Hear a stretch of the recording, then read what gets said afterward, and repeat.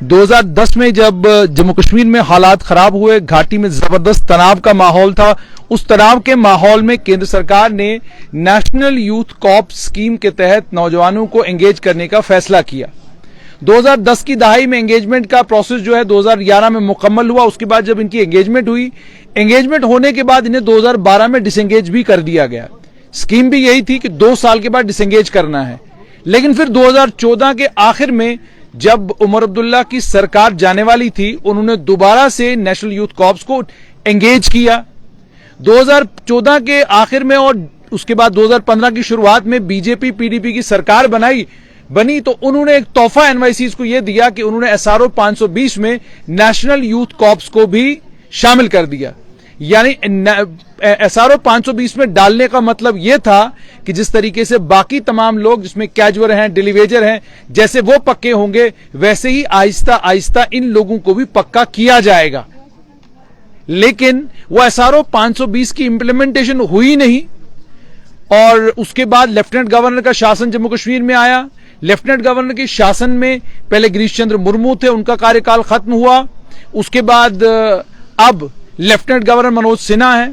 या पीछे जरा देखिएगा ये भीड़ कि आज इन्हें 8 दिन यहां पर हो गए हैं बैठे हुए और लेफ्टिनेंट गवर्नर के प्रशासन से ना डिवकॉम, ना डीसी जम्मू, ना ही कोई और इंपॉर्टेंट अधिकारी इन लोगों से मिलने के लिए अभी तक आया है। यह हालात है जम्मू कश्मीर के, सिवाय राजनीतिक दलों के, सिवाय सोशल मीडिया के, सिवाय टेलीविजन चैनलों के और सिवाय न्यूज चैनलों के और कोई भी इन बच्चों से मिलने के लिए नहीं आ रहा। लेफ्टिनेंट गवर्नर के प्रशासन को क्या नहीं मालूम कि इतनी बड़ी तादाद में यहां पर महिलाएं, पुरुष सब यहां पर बैठे हुए हैं और इंतजार कर रहे हैं। 45 डिग्री की गर्मी में जहां कोई भी नेता यहां 15 मिनट से ज्यादा टिकने के लिए तैयार नहीं, ये बच्चे सुबह यहां बैठते हैं और शाम तक यहीं बैठे रहते हैं और इनके साथ ये बच्चियां भी हैं।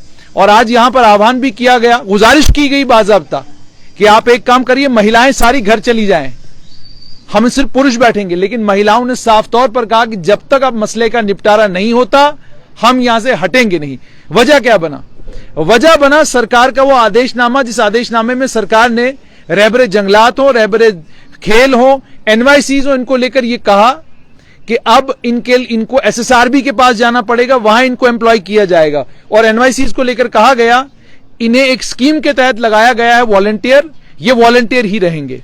उसी पर इनका गुस्सा फूटा और अब नतीजा ये निकला है कि ये ठीक भारतीय जनता पार्टी के कार्यालय के बाहर पिछले लगभग 8 दिन से बैठे हैं, लेकिन सरकार के कोई भी नुमाइंदा इनसे बात करने के लिए, इनका दुखड़ा जानने के लिए, इनकी परेशानी जानने के लिए नहीं आ रहा।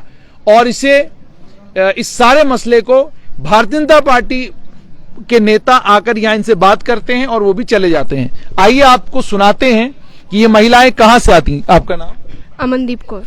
अमनदीप जी, आप कहां से आती हैं? मैं आरएसपुरा से आती हूँ। रोज आप आते हैं आरएसपुरा से? हाँ जी, रोज आते हैं। मुझे बताएं, आपकी शादी हो चुकी है? हाँ जी, मेरी शादी हो चुकी है। अच्छा, तो मतलब इन लॉज के घर से आप यहाँ आते हैं? हाँ जी, इन लॉज के घर से आते हैं।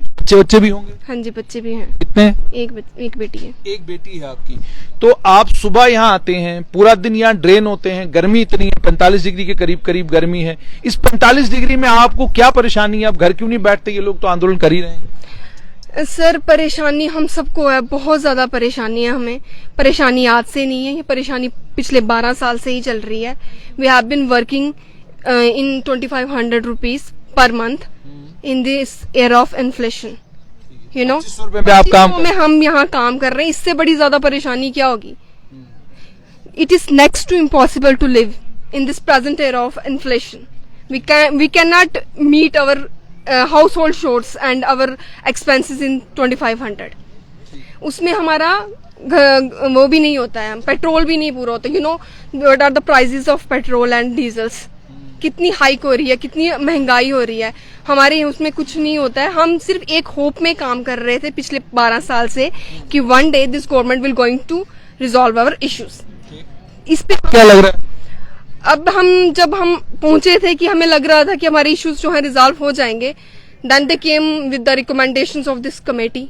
और वो कमेटी हमें मतलब वॉलंटियर्स वो कर रही है, कंसीडर कर रही है। We are not volunteers. आपने बताया सरकार को कि एसआरओ 520 में आप ही लोगों ने हमें शामिल किया है, और जब एसआरओ 520 ने आपने हमें डाला है तो इसका मतलब आप हमको सरकारी मुलाजिम मानते हो कि ये हमारे मुलाजिम है, हमने इनको पक्का करना है सिर्फ। हाँ जी, ये बात हमने आप लोगों के माध्यम से ये बात सरकार तक पहुंचाई है कि हम वॉलंटियर्स नहीं है, वी आर एम्प्लॉयज। बट देखिए, ये उन्होंने हमें वॉलंटियर्स जो है वो कंसीडर किया, और हम इस चीज को we really condemn this. We are not volunteers. आप वॉलंटियर अब नहीं है, आप क्योंकि एसआरओ 520 में आ गए तो आप मुलाजिम। Yes, we have SROs, you know, volunteers don't have SROs, don't have cabinet orders. तो मुझे ये बताइए, आप इतने दिन से यहाँ बैठते हैं, बीजेपी के नेता आते हैं आपसे मिलते हैं, कांग्रेस के नेता आते हैं, कल चौधरी लाल सिंह भी यहाँ पर थे, अलग अलग पार्टियों के नेता यहाँ पर आते हैं, आपसे मिलते हैं, उसके बाद कुछ होता है? वो आते हैं और एश्योरेंस देके चले जाते हैं, जैसे कि हमें पिछले 12 साल से एश्योरेंस ही मिल रहा है। But this time we are not going to take this assurance, fake assurance. गर्मी बहुत। We are not apprehended by this temperature, sir. Have mercy on this kids. These kids are also sitting with us in this scorching heat of the sun, and we don't have any fear of this temperature. No. Let me tell you one thing. National Youth Corps, NYC is the same youth who had... आप मेहरबानी करके हिंदी बोलिए, क्योंकि हमारे पता नहीं प्रशासन में लोग अंग्रेजी समझते हैं कि नहीं समझते। नहीं, हमारे प्रशासन में सभी इंग्लिश समझते हैं। ये सारे जो है एजुकेटेड यूथ है। We are highly meritorious and highly educated youth. और हमारे जो गवर्नमेंट प्रशासन में बैठे हुए हैं वो भी सारे एजुकेटेड हैं। वो ये बोल रहे हैं कि हमें अंग्रेजी समझ नहीं आई, आपकी हिंदी में अंग्रेजी नहीं समझ आती तो हम हिंदी में ही समझा देते हैं कि प्लीज हमारी जो जेन्युइन डिमांड्स हैं उनका हल कीजिए। बच्चों पे तरस खाइए, हमारी भाइयों पर तरस खाइए जो इस टेम्परेचर में यहाँ बैठे हुए हैं। आप जब घर से निकलती हैं तो अपना बच्चा किसके पास छोड़ के आते हैं? अपना बच्चा हम सासू माँ के पास छोड़ के आते हैं। अच्छा, उनके पास ही छोड़ना, किसके पास? इसकी वजह से परेशानी भी तो जाहिर सी बात है घर में बनती होगी कि पूरा दिन आप यहाँ पे ड्रेन होती हैं, घर जाकर उसके बाद काम करना, घर के कामकाज को देखना तो मुश्किल है। घर के काम, सुबह का खाना बना के आती हूँ, दोपहर का भी बना के आती हूँ, अपने बच्चे का सारा काम मैं करके आती हूँ, फिर मैं यहाँ पे आती हूँ। क्योंकि मुझे लगता है आप सभी महिलाओं के साथ होगा, लगभग सबकी कहानी ऐसी है। ये किसी एक की स्टोरी नहीं है, यहाँ पे सबकी यही स्टोरी है, हर एक की अपनी अपनी स्टोरी है। हम यहाँ अपने हक लेने के लिए आए हैं और हम अपने हक लेके रहेंगे, और हम ये प्रोटेस्ट को कॉल ऑफ तब तक नहीं करेंगे जब तक गवर्नमेंट हमारी डिमांड्स को मानती नहीं है। अच्छा, मुझे आपका? मेरा नाम स्मृति शर्मा है। स्मृति जी, मुझे बताइए कि एक महिला के लिए नौकरी मिलना और नौकरी के बाद जब ब्याह हो जाता है और फिर अगर 10 साल के बाद सरकार कह दे कि भाई ये सरकारी मुलाजिम नहीं है, कितनी परेशानी बनती है? सर, ये तो बहुत ज्यादा बड़ी परेशानी बन गई हमारे लिए, क्योंकि जब हमारी शादी हुई तो इसी बिहार पे हुई कि हम गवर्नमेंट एम्प्लॉय हैं। उस टाइम पे हम ऑफिस में जाते थे, तो जो हमारे घर वाले थे उन्होंने भी यही कहा कि ठीक है, गवर्नमेंट एम्प्लॉय है। आज जब ये ऑर्डर आता है, हम सबके बच्चे थे, हम सब अपने बच्चे अपने बड़े बुजुर्गों के पास छोड़ के आते थे, क्योंकि जब हमारा ऑर्डर हुआ था उसमें एक था कि हमें मैटरनिटी लीव नहीं थी। तो बहुत सी बहनें ऐसी थी कि जिनको 10-10 दिन के बच्चे, 12-12 दिन के बच्चे छोड़ के, क्योंकि हमें जो हमारे एडमिनिस्ट्रेटर्स थे वो यही कहते थे कि आपको कोई भी मैटरनिटी लीव नहीं है तो आपको 10 दिन के बाद आना पड़ेगा। इवन कि मैं आपके माध्यम से ये भी बताना चाहती हूँ कि कुछ बहनें ऐसी थी जो मतलब उनको स्टिचेस लगे हुए थे, वो अपने जॉब पे गई हुई हैं। ठीक है ना, कुछ ऐसी बातें होती हैं जो सिर्फ लेडीज को पता होती हैं, बट आपके माध्यम से अब हम इन्हें भी सुनाना चाहते हैं। इनके द्वारा हम अपने एलजी साहब को सुनाना चाहते हैं जो कि हमें वॉलेंटियर बोल रहे हैं कि हम वी आर वॉलेंटियर्स। तो मैं उनको बताना चाहती हूँ कि हम इतनी मुश्किल में वहां पे जाते थे। देन ये कुछ कहते हैं कि आप एनवाईसी हो, एनवाईसी की कोई कैटेगरी नहीं है। ठीक है, हम मानते हैं हम एनवाईसी थे, हमारी कोई कैटेगरी नहीं थी, बट आज तक हम एज ए टीचर काम कर रहे हैं, एज ए पंचायत सेक्रेटरी काम कर रहे हैं। मीन्स की वो पोस्ट खाली है ना, एज ए क्या कहते हैं यूनियर असिस्टेंट काम कर रहे हैं, वो पोस्ट खाली है ना आपकी। हम कहते हैं हमें उन्हीं पोस्ट में लगा दो आप। ठीक है ना, अगर आप कह रहे हो कि आपके लिए कोई हम कौन सी स्कीम बनाएं, किस प्रोसेस के अंडर आपको रखें, तो हम कहते हैं यहाँ पे हम काम कर रहे हैं। मीन्स की वो सारी पोस्ट खाली पड़ी है ना। मुझे बताइए कि सरकार जो फैसला करती है, सरकार कहती है कि आप अभी तक लगे हुए थे, हमें नहीं पता, अब आप वॉलंटियर हो, तो सोशल स्टेटस आपका कितना चेंज हो जाता है उससे? मतलब हमारा जो समाज है, इस समाज में चूंकि यहाँ प्राइवेटाइजेशन तो जम्मू कश्मीर में है नहीं, हम लोगों के यहाँ जो कुछ है सरकारी नौकरी है। लड़के की सरकारी नौकरी लगती है तो फौरन शादी हो जाती है, लड़की के कहीं सरकारी नौकरी लग जाए और उसमें पता हो कि भाई 5 साल के बाद पक्की होने वाली है तो शादी हो जाती है, और ससुराल वाले भी कहते हैं ठीक है जी चलो 5 साल के बाद पक्की होगी।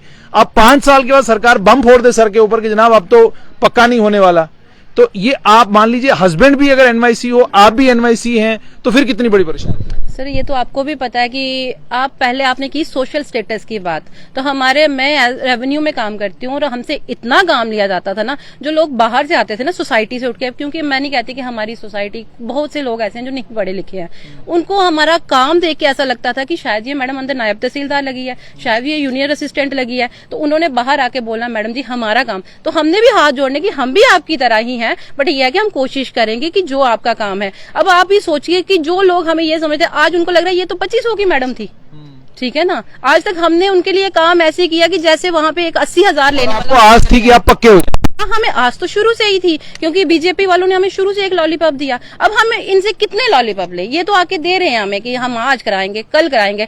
हमारा तो ये है कि जब तक कोई ब्यूरोक्रेट नहीं आता, जिन्होंने वो ऑर्डर निकाले हैं। आपको भी समझ आ गई है कि बाबू जो है बाबू की सुनते हैं, नेताओं की सुनना बंद कर गए हैं, ठीक है ना। नहीं सुनते हैं, इनकी भी सुनते हैं, ऐसा नहीं हम कहते कि इनकी। आपको 8 दिन हो गए आज एलजी के एडमिनिस्ट्रेशन से, आप खुद कह रहे हैं कोई आपसे मिलने नहीं आया। नहीं सर, आज तक वहां से कोई नहीं आया कोई ना। उनको भी बहुत काम होगा, हमें भी पता है इस टाइम पे जो श्रीनगर में हालात हैं बहुत खराब हैं, तो वो हम भी जानते हैं, हम ही यहाँ पे ही पैदा हुआ। जम्मू के डिवकॉम को कश्मीर से क्या लेना देना, जम्मू के डीसी को कश्मीर से क्या लेना देना, वो तो ठीक है, वो जम्मू का कश्मीर में हालात खराब है, उसमें जम्मू के डिवकॉम को के पास तो बड़ा वक्त है, वो तो आ सकता है। सर हमने तो बहुत रिक्वेस्ट की, यहाँ से आपके माध्यम से बहुत रिक्वेस्ट की सबसे, क्योंकि ये बहुत गर्मी है। रही बात हमारे बच्चों की, ये बच्चे भी कहते हैं कि मम्मा हम भी उनसे पूछना चाहते हैं कि वो कौन सी नौकरी थी जिसके लिए आप एक टॉफी भी नहीं लेके आ सकते थे हमसे। ये भी वो डिमांड लेके बैठे हुए हैं कि हमने भी उनसे पूछना है, क्योंकि हमसे ये बोलते थे कि हमारे लिए एक टॉफी लेके आओ।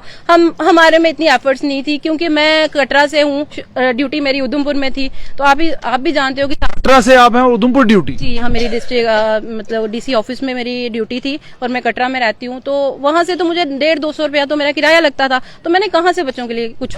असल में मसला ये कि आपको आस और उम्मीद यही थी कि इसमें मैं पक्की हो जाऊंगी, तो आप भी चल रहे थे इसके साथ। जी हमारे ये जो चिंता नहीं करनी बड़े भाई लोग हैं, यही कहते थे कि आप चिंता मत करो, आज नहीं तो कल आपका तो ये SRO 520 तो कुछ भी नहीं है, हम इससे भी अच्छा SRO आपके लिए ले आ रहे हैं, इससे भी अच्छी पॉलिसी आपके लिए ला रहे हैं। हम भी इसी एश्योरेंस पे काम करते थे, इसी एश्योरेंस से फुल डेडिकेशन से काम करते थे। अगर आप हमारे काम को लेके बात करेंगे तो हमारा एक NYC जो है ना, वो एज ए टीचर उसने पूरा स्कूल, एज ए लेक्चरर पूरा स्कूल संभाला हुआ है, मतलब जो रेवेन्यू में लगे हुए हैं वो एज ए नायब तहसीलदार काम कर रहे हैं। अब इससे ज्यादा कितनी डेडिकेशन शो करें हम। तो आपने डेडिकेशन की बात सुनी, अब थोड़ा सा आपको एक और चित्र दिखाना चाहूंगा। ये देखिएगा, ये अगर हमारी सरकार में कहीं कोई सरकारी बाबू देख रहा हो तो ये तस्वीर देखिएगा। ये अपनी ये आप बेटी है आपकी, आप कहाँ पे एनवाईसी लगे हो? मैं मजालता ब्लॉक में। मजालता ब्लॉक। तो इसको साथ जी सर। गर्मी बहुत है सर।